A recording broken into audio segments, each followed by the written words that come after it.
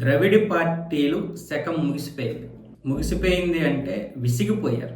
ద్రవిడ పార్టీలు కూడా ఒక విధంగా చెప్పాలంటే నార్త్ ఇండియాతో పోటీ పడడం, జాతీయ పార్టీలను వ్యతిరేకించడం చేయగలిగినటువంటి దమ్మున్న పార్టీలు అని చెప్పొచ్చు. ఆ రెండు పార్టీలు ఏవి? డిఎంకే, అన్నా డిఎంకే. డిఎంకే 1967లో అధికారంలోకి వచ్చింది మొదటిసారి.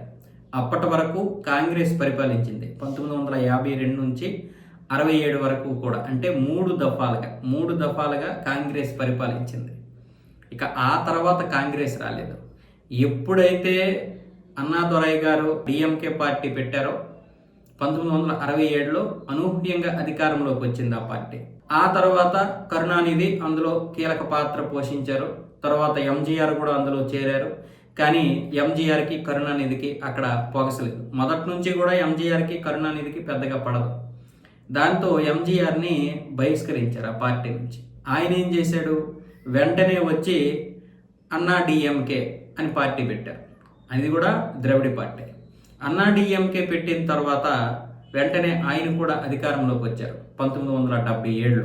అంటే డిఎంకే అధికారంలోకి వచ్చినటువంటి 10 సంవత్సరాల తర్వాత అన్నా డిఎంకే అధికారంలోకి వచ్చింది. ఇక అప్పటి నుంచి అన్నా డిఎంకే ఒకసారి, డిఎంకే ఒకసారి, అన్నా డిఎంకే ఒకసారి, డిఎంకే ఒకసారి, ఆ విధంగా అన్నా డిఎంకే 7 సార్లు, డిఎంకే 6 సార్లు తమిళ ప్రభుత్వాన్ని పరిపాలించాయి. అంటే తమిళ రాష్ట్రాన్ని పరిపాలించాయి. ఎక్కడా కూడా మరొక పార్టీకి తావివ్వలేదు. కాంగ్రెస్ 1967 నుంచి ఏదో ఒక పార్టీతో జత కట్టడమే తప్ప ఎక్కడా కూడా అధికారంలోకి రాలేకపోయింది. ఆ విధంగా ముద్ర వేయగలిగారు. ముఖ్యంగా జాతీయ భావజాలానికి వ్యతిరేకంగా, హిందీకి వ్యతిరేకంగా ఏ పార్టీని కూడా రానివ్వలేదు. ఆ విధంగా ప్రజల్ని వాళ్ళు ఒక మభ్యపెట్టారో, చైతన్యం చేశారో, మొత్తానికి వాళ్ళ రాష్ట్రం కోసం వాళ్ళు పాటుపడుతూ రాజకీయాలు నేర్పారు కరుణానిధి, అలాగే ఎంజీఆర్, జయలలిత, ఎంకే స్టాలిన్. వీళ్ళు నలుగురు మాత్రమే ఈ రాష్ట్రాన్ని గత 60 సంవత్సరాలుగా పరిపాలించారు 1967 నుంచి కూడా.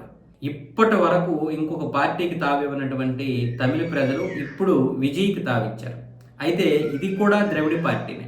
ఇక్కడ కూడా టీవీకే, తమిళ వెట్రి కలగం. ఇందులో ద్రవిడ అనేది లేదు, కానీ మొత్తానికి ఆ విధంగానే ఉండే విధంగా ప్లాన్ చేశాడు విజయ్ కూడా. ఇది కూడా ఒక ద్రవిడ పార్టీ అన్న విధంగా, తమిళుల కోసం పెట్టినటువంటి ఒక పార్టీ అన్న విధంగానే ప్రజల మధ్యకి అయితే వెళ్ళాడు.